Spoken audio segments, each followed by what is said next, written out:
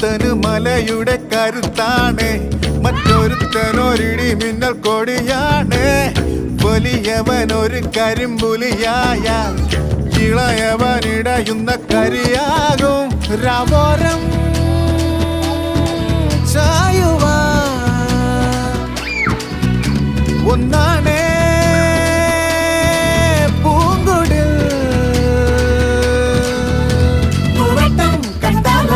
തുടരുന്നു കുളമ്പടികൾ.